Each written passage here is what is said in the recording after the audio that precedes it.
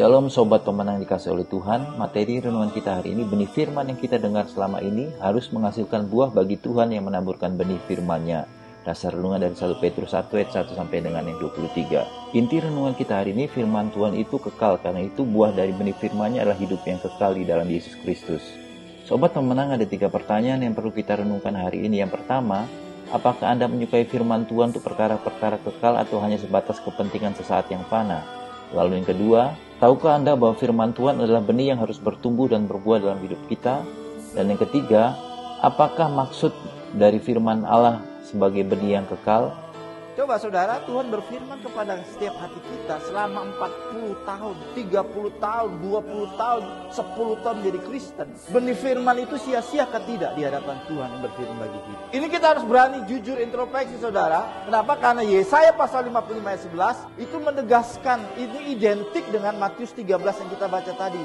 Ketika Tuhan berfirman, Dia tidak mau firman-Nya itu sia-sia. Makanya saudara, Yesus ajarkan dalam doa Bapa Kami itu hebat loh. Datanglah kerajaan, jadilah kehendak yang mana? Kehendak yang sudah didengar oleh orang-orang Yahudi, hukum Taurat yang sudah disampaikan, hukum-hukum firman Tuhan yang sudah disampaikan, yang sudah diresapi oleh orang-orang Yahudi yang kita tahu bersama-sama. Mereka punya tradisi agamawi untuk menghafal Alkitab itu luar biasa ketatnya. Sampai orang yang pakai kippah pun harus sudah menguasai hukum Taurat, harus bisa menerjemahkan hukum Taurat ke dalam hukum agama, hukum sipil, hukum negara.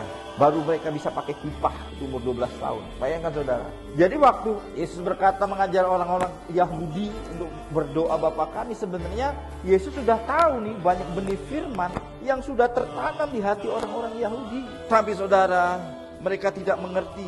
Bukan karena mereka bodoh, tapi karena mereka punya hati yang keras, tidak mau dibentuk oleh firman, tidak mengutamakan firman itu sebagai kehidupan. Sobat pemenang, mengikuti dan meneladani ajaran Tuhan Yesus Kristus untuk berdoa dengan tidak jemu-jemu. Mari kita responi renungan hari ini dan berdoa.